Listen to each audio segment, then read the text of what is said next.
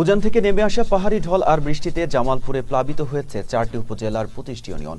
দুর্ভোগে যমুনা নদীর তীরবর্তী অঞ্চলের 22,000 পরিবারের লক্ষাধিক মানুষ। পানি বৃদ্ধির তৃতীয় দিনে খাবার সংকটে বিপাকে পড়েছেন বানবাসীরা। যমুনা নদীর পানি বিপদসীমার 93 সেন্টিমিটার উপর দিয়ে প্রবাহিত হচ্ছে। পানি উঠেছে দেওয়ানগঞ্জ রেলওয়ে স্টেশনেও। বন্যার পানিতে তলিয়ে যাওয়ায় বন্ধ ঘোষণা করা হয়েছে শতাধিক শিক্ষা প্রতিষ্ঠান। বানবাসীদের অভিযোগ, বন্যা কবলিত এলাকায় জনপ্রতিনিধি কিংবা স্থানীয় প্রশাসনের তৎপরতা দেখা যায়নি সে অর্থে। তবে এ পর্যন্ত 320 মেট্রিক টন চাল, 4000 প্যাকেট শুকনো খাবার বিতরণ করা হয়েছে বলে জানিয়েছে জেলা ত্রাণ ও পুনর্বাসন কার্যালয়। ত্রাণ সহায়তার পাশাপাশি নগদ অর্থ বিতরণ করা হবে বলে জানানো হয়েছে। দর্শক, বন্যা পরিস্থিতির সর্বশেষ অবস্থা জানাতে আমাদের সাথে যুক্ত হয়েছেন আমাদের জামালপুর প্রতিনিধি শামীম হোসেন। আমরা চলে যাচ্ছি তার কাছে। শামীম, আমাকে শুনতে পাচ্ছেন? জি মেহেদী, আমি আপনাকে শুনতে পাচ্ছি।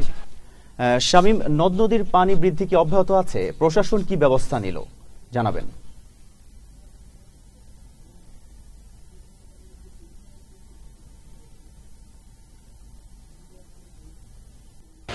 উজান থেকে নেমে আসা পাহাড়ি ঢল আর কয়েকদিনের টানা ভারী বর্ষণে জামালপুরের বন্যার সার্বিক পরিস্থিতি অবনতি হয়েছে।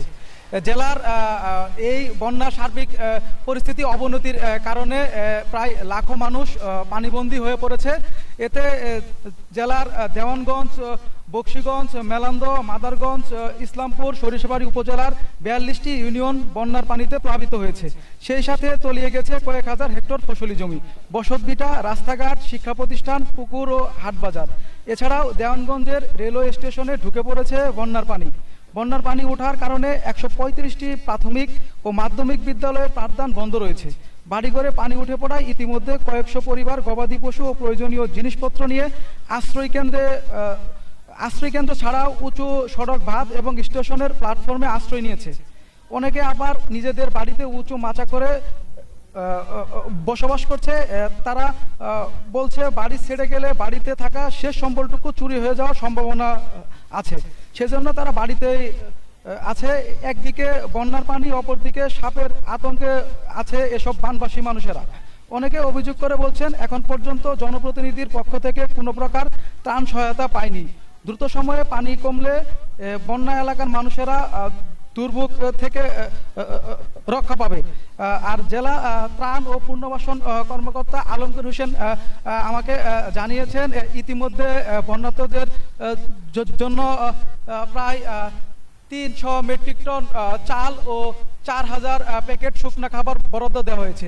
এছাড়াও এই বানবাসী মানুষদের জন্য চিকিৎসার জন্য 11টি ফ্রি মেডিকেল টিম কাজ করছে। আর আমি জামালপুর জেলার পানি উন্নয়ন বোর্ডের কর্মকর্তার সাথে কথা বলেছি। তিনি আমাকে জানিয়েছে আরও 24 ঘন্টা পানি কিছুটা বেড়ে স্থিতিশীল থেকে আবার পানি কমতে পারে বলে তিনি আমাকে জানিয়েছে।